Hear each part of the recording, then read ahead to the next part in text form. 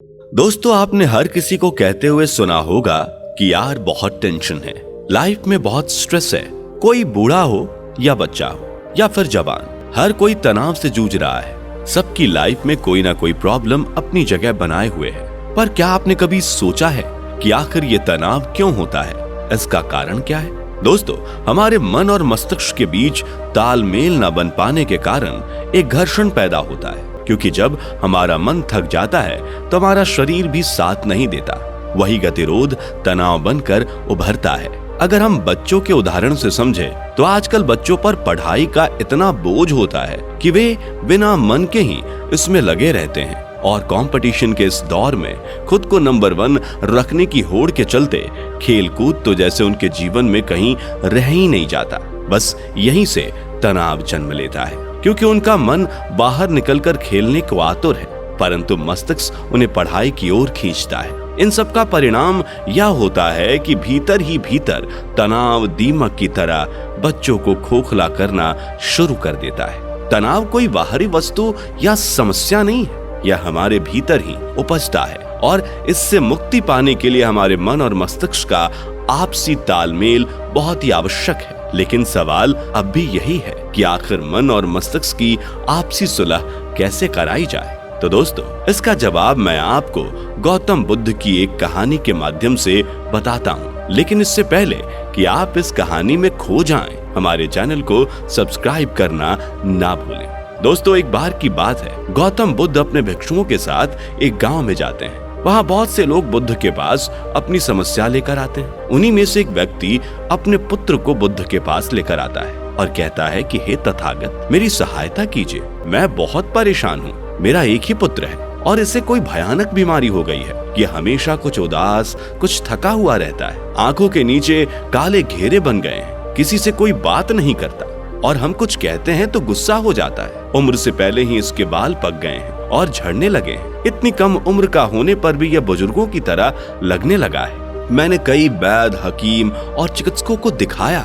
सभी कुछ औषधि दे देते हैं और कहते हैं कि ये बालक अधिक चिंता करता है, जिसके कारण उसे तनाव रहता है। मैं तो समझ ही नहीं पा रहा हूँ कि यह कैसी बीमारी है। मैं तो इस बीमारी के विषय में कुछ नहीं जानता। ये तनाव होता क्या है? आप मेरी सहायता कीजिए। मैं बहुत ही आशा लेकर आपके पास आया हूँ। यह सुनकर बुद्ध उस लड़के को बड़ी देर तक गौर से देखते हैं। उसकी नब्ज टटोलने के बाद उसके पिता से कहते हैं कि इस समस्या के निवारण के पहले तुम्हें यह जानना होगा कि तनाव क्या है। तनाव कोई बीमारी नहीं है, यह तो केवल हमारे मन और मस्तिष्क के बीच चलने वाला संघर्ष है।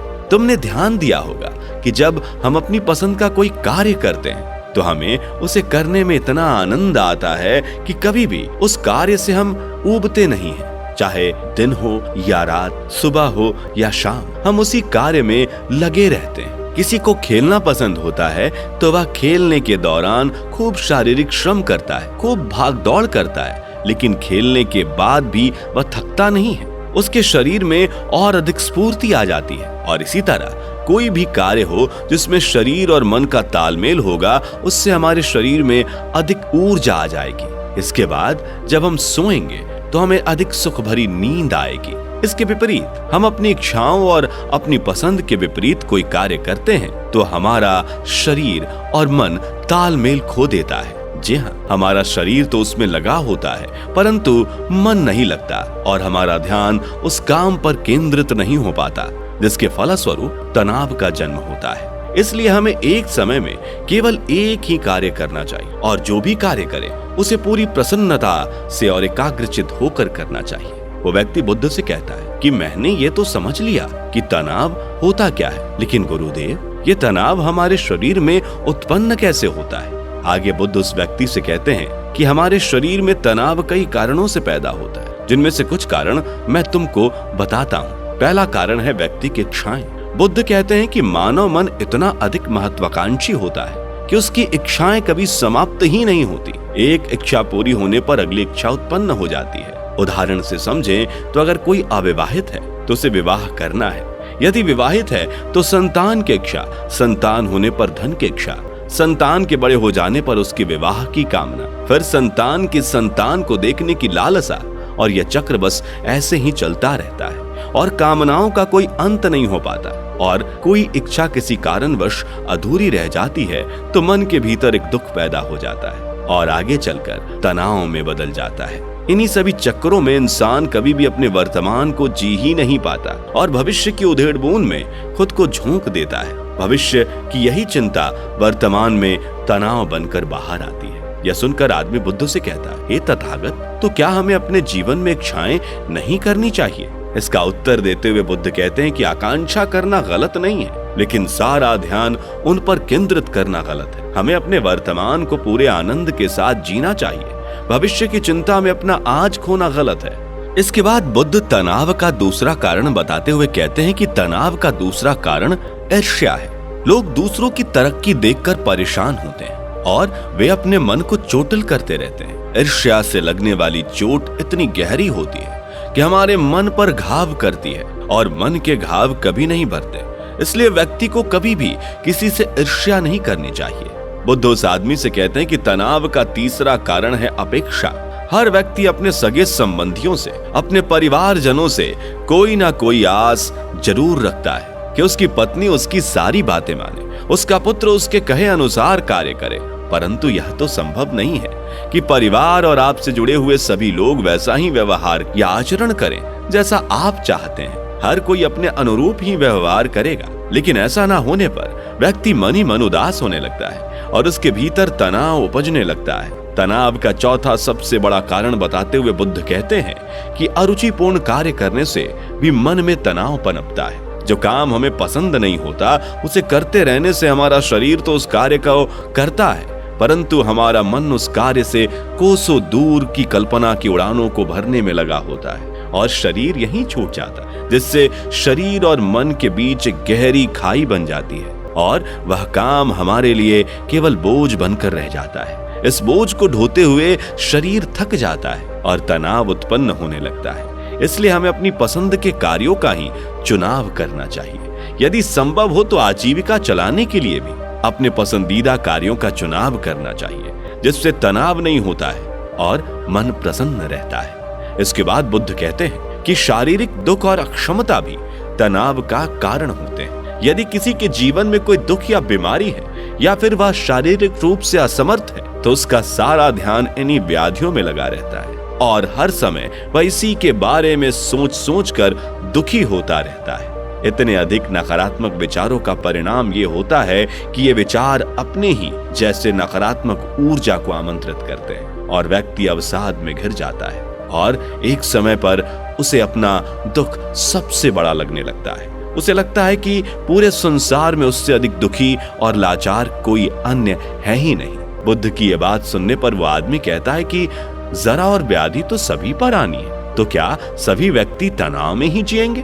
उस आदमी के प्रश्न का उत्तर देते हुए बुद्ध कहते हैं कि जरा, व्याधि और बीमारियां तो सभी के जीवन में निश्चित हैं। जैसे जैसे उम्र बढ़ती है उसके साथ साथ बीमारियां और बुढ़ापा तो मनुष्य के जीवन में आता ही है और उसके बाद निश्चित ही मृत्यु का आना भी तय है। जब यह सब कुछ पहले से ही तय है तो फिर चिंता किस बात की? हमें अपने मन को इस बात के लिए तैयार करना चाहिए कि ये सभी हमारे जीवन का ही हिस्सा है। जन्म हुआ है तो मृत्यु निश्चित है और शरीर मिला है तो बुढ़ापा और व्याधियां भी आएंगी ही। इन सभी समस्याओं को दूर तो नहीं किया जा सकता, परंतु शारीरिक व्यायाम के द्वारा शरीर को लंबे समय तक स्वस्थ रखा जा सकता है। वहीं मानसिक व्यायाम के लिए ध्यान किया जाए तो यह समस्या कुछ कम की जा सकती है। बुद्ध कहते हैं कि तनाव का एक और मुख्य कारण है अपनी योजनाओं को समझने के लिए बिल्कुल भी वक्त न देना। कुछ लोगों के मन में जो ही विचार आता है वो तुरंत ही उसे साकार करने में जुट जाते हैं, ये सोचे बिना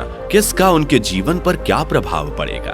बिना दूरदर्शिता के लिए गए निर्णय हमेशा ही हानिकारक प्रभाव डालते हैं। इसलिए यदि उनका काम सफल नहीं होता तो वे तनाव से घिर जाते हैं। इसलिए हमें किसी भी कार्य को एक योजनाबद्ध तरीके से करना चाहिए। आदमी को हमेशा इस बात का ध्यान रखना चाहिए कि यदि यह योजना असफल हो जाती है तो वह आगे क्या करेगा। इसलिए अपनी योजना को पूरा वक्त देना चाहिए ताकि उनके कारण भविष्य में कोई तनाव पैदा ही ना हो। बुद्ध अगला कारण बताते हुए कहते हैं कि तनाव का सबसे प्रमुख कारण है अधिक सोचना। अधिकांश लोग पूरे समय कुछ न कुछ सोचते ही रहते हैं। जिससे उनके मन में हमेशा कोई ना कोई फालतू के विचार पनपते रहते हैं। एक से दूसरा, दूसरे से तीसरा, इस प्रकार एक के बाद एक विचारों का ढेर उनके मन में लगा रहता है और वे अपनी ही सोच को अपना दुश्मन बना लेते हैं। बुद्ध कहते हैं कि अधिक सोचना भी एक प्रकार की बीमारी है। इसे खत्म करने के लिए हमें योग प्राणायाम को अपने जीवन में शामिल करना चाहिए। वह आदमी हाथ जोड़ते हुए बुद्ध से कहता है कि हे बुद्ध, मैं तो ये समझ गया कि तनाव क्या है और यह किन कारणों से पैदा होता है, परंतु जो भी उपाय आपने बताए उन्हें समझने के लिए मेरा बेटा अभी छोटा है। आप कोई ऐसा उपाय बताएं जिसका अनुसरण मेरा पुत्र आसानी से कर पाए और तनाव मुक्त रह सके। आदमी की बात पर कुछ समय विचार करने के बाद बुद्ध कहते हैं कि मैं तुम्हें एक आसान विधि बताता हूं जिसकी सहायता से तुम्हारा पुत्र तनाव मुक्त रह सकता है। छोटे बच्चे को तनाव मुक्त रखने के लिए हमें उनके साथ भय का व्यवहार न रखकर मित्रता का व्यवहार रखना चाहिए। साथ ही उनकी कुछ इच्छाओं को पूरी करते हुए उनके सर्वांगीण विकास का भी ध्यान रखना चाहिए। सबसे पहले तो हम जो भी कार्य करते हैं उसे पूर्ण एकाग्रता के साथ करना चाहिए। हमारा सारा ध्यान उसी कार्य पर केंद्रित रहना चाहिए। उसके अलावा कोई अन्य बात हमारे मन में ना आए। जब आप भोजन कर रहे हो तो पूरे मन के साथ भोजन करें। भोजन के अन्यत्र कोई भी विचार आपके मन में ना आए। अगर हम चल रहे हैं तो हमारा सारा ध्यान हमारे कदमों पर और उनकी लय पर हो। जब हम कोई कार्य नहीं कर रहे हैं तब हमें अपना सारा ध्यान अपनी सांसों पर केंद्रित करना चाहिए। ऐसा करने से हमारा मन और शरीर दोनों साथ रहेंगे और दोनों के बीच कोई दूरी पैदा नहीं होगी। जब हमारे मन और मस्तिष्क का तालमेल बना रहेगा तो हम तनाव मुक्त होकर रहेंगे। दोस्तों, आज के समय में हम इतने मल्टीटास्किंग हो गए हैं कि एक ही समय में दो काम साथ में करते हैं, जिसका दुष्परिणाम यह होता है कि हमारे भीतर से एकाग्रता कम होती जाती है और तनाव बढ़ने लगता है। उम्मीद करता हूं कि यह कहानी आपको जरूर पसंद आई होगी। इस कहानी से आपने क्या सीखा, कमेंट करके जरूर बताएं और आगे भी ऐसी ही रोचक कहानियां सुनते रहने के लिए हमारे चैनल को सब्सक्राइब करना और फेसबुक पेज को फॉलो और लाइक करना ना भूलें।